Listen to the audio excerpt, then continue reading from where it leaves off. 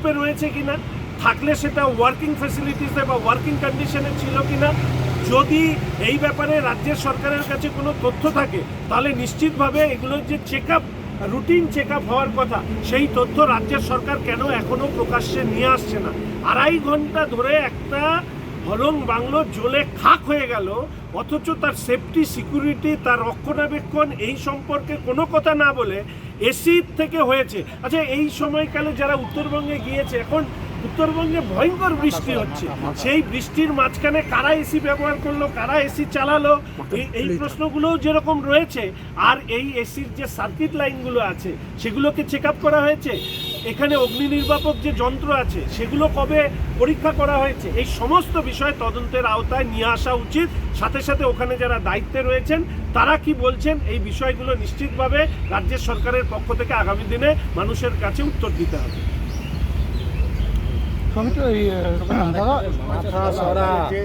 রাজভবনের Arabindu high court থেকে বলা হয়েছে যে রাজভবনের সামনে সম্ভব নয়, অন্য জায়গা দেখার জন্য বলা হয়েছে। দেখুন, এ ব্যাপারে মাননীয় বিরোধী দলনেতাই যা বলার সেটা বলবেন। আমি শুধু এইটুকু বলতে চাই যে আজকের দিনে দাঁড়িয়ে আপনাদের মনে আছে এই রাজভবনের সামনে অভিষেক ব্যানার্জি, তৃণমূল কংগ্রেসের সর্বভারতীয় সাধারণ সম্পাদক, তাকে ম্যারাপ বেঁধে সেখানে কর্মসূচি করতে দেওয়া হয়েছিল, ধর্ণা কর্মসূচি করতে দেওয়া হয়েছিল। ফলে স্বাভাবিকভাবেই এই সিদ্ধান্তের ক্ষেত্রে বিগত দিনে যে কাজ রাজ্যের পুলিশ করেছে সেটা কেন করেছে সেটাও মনে হয় এই খতিয়ে দেখা প্রয়োজন। আপনাকে ইতিমধ্যে আপনার নতুন দায়িত্ব আলোচনা প্রথমত আমি বলে রাখি যে আপনারা কোন দায়িত্বের কথা বলছেন আমি বলতে পারবো না, এবং আমাদের পরিষদীয় দলের সভা হয়েছে, সেখানে আমাদের বিদায়ী চিফ হুইপ তার সম্বর্ধনা নতুন সাংসদ হিসাবে নির্বাচিত করা এই বিষয় সেখানে সংগঠিত হয়েছে। বাদবাকি যা বিষয় সেই বিষয় সংবাদ মাধ্যমের সামনে বলবার জায়গা নেই বা সেটা সংবাদ মাধ্যমের সামনে প্রকাশ করারও কোনো ব্যাপার নেই। এটা আমাদের ইন্টারনাল মিটিং, ফলে তার আলোচ্য সূচি, তার অন্যান্য বিষয়বস্তু সংবাদ মাধ্যমের জন্য অবশ্যই প্রকাশ্য। শঙ্করদা, সৌগত রায় আর ভোটে লড়বেন না, তিনি বলছেন আমাদের আবাসন থেকেই আমাকে লোকে ভোট দেয়নি। এটা ওনার আত্ম উপলব্ধি কিনা জানি না, তবে উনি আবারও ভোটে দাঁড়াতে চান এটা শুনেই আমার একটু অবাক হলো। আর সৌগতবাবু শুধু বলে নয়, সারা রাজ্যে যে ভোটের ফল প্রকাশিত হয়েছে সেই ভোটের ফল পর্যালোচনা আরও গভীরভাবে করা দরকার। এবং আপনারা দেখেছেন যে একটা বড় অংশের মানুষ তারা তৃণমূল বিরোধী হিসাবে ভারতীয় জনতা পার্টিকে ভোট দিয়েছে। প্রায় 2,33,00,000-এরও বেশি মানুষ সেখানে ভোট দিয়েছে। আর একটি অংশে ভোটের নামে প্রহসন হয়েছে।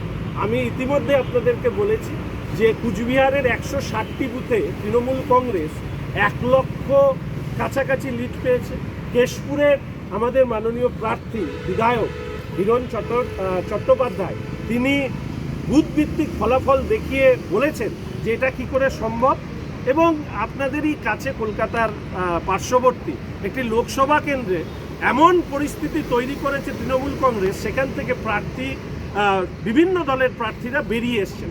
ফলে এই ভোটের যে ফলাফল সেই ফলাফল নিয়ে ভারতীয় জনতা পার্টির প্রদেশ নেতৃত্ব তারা পর্যালোচনা করে নিশ্চিতভাবে রিপোর্ট রাখবেন। কিন্তু তার আগে সৌগতবাবু নিজেই এই ভোটের ফলাফল নিয়ে যে প্রশ্নচিহ্ন তুলে দিলেন যে কিভাবে তৃণমূল ভোটে জিতেছে উনি আসলে বুঝতে পারছেন না। এর থেকে মানুষের বোঝা উচিত যে লোকসভা নির্বাচনের ক্ষেত্রে অনেক ধরনের ত্রুটি দুর্বলতা ছিল, না হলে অন্তত তৃণমূল কংগ্রেস এই ফলাফল করতে পারে। ঋতুপর্ণা সেনগুপ্ত আজকে সিজিও কমপ্লেক্সে গেছেন, আজকে তাকে রেশন দুর্নীতি কাণ্ডে ডেকে পাঠানো হয়েছে। কোম্পানির সঙ্গে লেনদেনের যোগ পাওয়া যাচ্ছে। দেখুন, ঋতুপর্ণা সেনগুপ্ত সম্পর্কে আমি কোনো মন্তব্য করতে চাই না, এই বিষয় সম্পর্কে আমি বিস্তারিত বলতে পারবো না। উনি অভিনেত্রী মানুষ, আর তৃণমূল কংগ্রেসের রাজনৈতিক নেতারা তো এক একজন বড় বড় অভিনেতা, ফলে অভিনেতার সাথে অভিনেত্রীর নানা ধরনের যোগাযোগ থাকতে পারে, সেই কারণে গেলেও যেতে পারেন। তদন্ত হচ্ছে, তার যা বলার তা বলবে, আর তদন্তকারী সংস্থা কি অভিযোগ আছে সে বিষয়ে তারা জানে। আবাস যোজনায় কেন্দ্র এবং রাজ্যের একটা শেয়ার হোল্ডার থাকে এবং তার সাথে সাথে যে বেনিফিশিয়ারি তার একটা স্টেক থাকে। কেন্দ্রের সরকার যে পরিমাণ অর্থ পাঠায় তার সাথে যে রাজ্যের যে স্টেক আছে সেই স্টেকের বহু ক্ষেত্রেই আমরা দেখেছি গরমিল থাকে, বিভিন্ন সময় পয়সা পাঠানো হয় না। তবে সাংসদ হিসেবে সৌমিত্রবাবু যে তথ্য দিয়েছেন সেই তথ্যের বিস্তারিত ব্যাখ্যা উনি দেবেন। আচ্ছা, সৌমিত্র খান এও বলছেন যে আমি এর থেকে মমতা বন্দ্যোপাধ্যায়ের কাছে যেতে পারি এরপরে। উনি সাংসদ হিসেবে কি করবেন সেটা উনিই বলবেন। আমি ভারতীয় জনতা পার্টির কার্যকর্তা হিসেবে, বিধায়ক হিসেবে এইটুকু বলবো যে আবাস যোজনার ক্ষেত্রে অনেক বড় বড় দুর্নীতি হয়েছে, সেই দুর্নীতি নিয়ে আমরা সরব হয়েছি, এই নিয়ে ইন্সপেকশন টিম এসছে। আশা রাখি যে আজ নয় কাল যারা দুর্নীতি করেছেন তারা আইনের আওতায় চলছে, সুপ্রিম কোর্টে অবজারভেশন দিচ্ছে, আর সেখানে দুর্নীতির জায়গাও দেখা যাচ্ছে। দেখুন, এই বিষয়টি তদন্তের প্রক্রিয়ার মধ্যে রয়েছে। যা কিছু হবে নিশ্চিতভাবে কেন্দ্রের শিক্ষা দপ্তরের পক্ষ থেকে এই বিষয় নিয়ে তারা যে বক্তব্য রাখবেন সেটাই মনে হয় মানুষের কাছে অনেক বেশি গ্রহণীয়। শিক্ষামন্ত্রী তো বলেছেন, কিন্তু শিক্ষামন্ত্রী আপাততভাবে দুটো জায়গায় মাত্র দেখা গেছে দুর্নীতি, কিন্তু যেহেতু মেনে নেওয়া হচ্ছে। যেহেতু উনি দপ্তরের প্রধান এবং এই পরীক্ষা যেহেতু একটি এজেন্সি কন্ডাক্ট করে, ফলে সেই এজেন্সির কন্ডাক্ট মন্ত্রক কীভাবে পরিচালনা করা হয় এই বিষয়গুলো পরিষ্কারভাবে যতক্ষণ আমার কাছে তথ্য হিসাবে না থাকবে ততক্ষণ এই বিষয় নিয়ে আমি অন্তত ব্যক্তিগতভাবে কোনো মন্তব্য বা প্রতিক্রিয়া দিতে চাই। রেল দুর্ঘটনার ক্ষেত্রে মূলত সিগন্যালিংয়ের ক্ষেত্রে একটা সমস্যা সেটাই সামনে আসছে, এই যে রেলের এটা তো একটা গাফিলতি সম্পর্কে, এই বিষয়ে কি বলবেন? সঙ্গত একটু অ্যাড করব, সেটা হচ্ছে যে সহচালক ছিলেন সে এখনও হাসপাতালে আছে, কিন্তু রেলের খাতায় সে মৃত। এইটা কি দায় চাপানোর কাজ চলছে? আপনাদের কাছ থেকে আজকে আমি আরেকটি প্রশ্ন আশা করি। গতকাল থেকে একজন এফআইআর করেছেন, একজন ভদ্রমহিলা, যে রেলের চালক এবং সহচালক, সেটাকে নিয়ে রেলকে দায়ী করা হচ্ছিল। পরবর্তীকালে সেই ভদ্রমহিলা তিনি পরিষ্কারভাবে বলেন যে রাজ্যের সরকারের নিয়ন্ত্রণাধীন যে জিআরপি রয়েছে তারা আমার কাছ থেকে সাদা কাগজে সই করে নিয়ে এই এফআইআরটি করিয়েছে এবং আমি হসপিটালে ছিলাম, এই এফআইআরের বিন্দু বিসর্গ জানি না। আমাদের রাজ্যের বর্তমান মুখ্যমন্ত্রী যিনি পুলিশ মন্ত্রীও, তারই অধীনস্থ হচ্ছে এই জিআরপি। তাহলে কতখানি রুচিহীন রাজনীতি করবার জন্য, রেলকে মেলাইন করবার জন্য, কেন্দ্রের সরকার এবং রেল দপ্তরকে ছোট করে দেখানোর জন্য, যেখানে সেফটি জেনারেল রেলের তিনি বলছেন যতক্ষণ না পর্যন্ত তদন্ত শেষ হবে ততক্ষণ পর্যন্ত এই বিষয়ে কারো দায়িত্ব বা রেসপন্সিবিলিটি ফিক্স আপ করার কোনো বিষয়ই ওঠে না। সেখানে একটি মিথ্যে এফআইআরকে সামনে রেখে যেভাবে মিডিয়াতে, সোশ্যাল মিডিয়াতে অনেক বিশেষজ্ঞ, আমাদের রাজ্যের মুখ্যমন্ত্রীও দুর্ঘটনা বিশেষজ্ঞ হয়ে উঠেছেন, তিনি যেভাবে বিবৃতি দিয়েছেন, তাহলে তার দায় কে নেবে? এটা হচ্ছে সবথেকে বড় প্রশ্ন।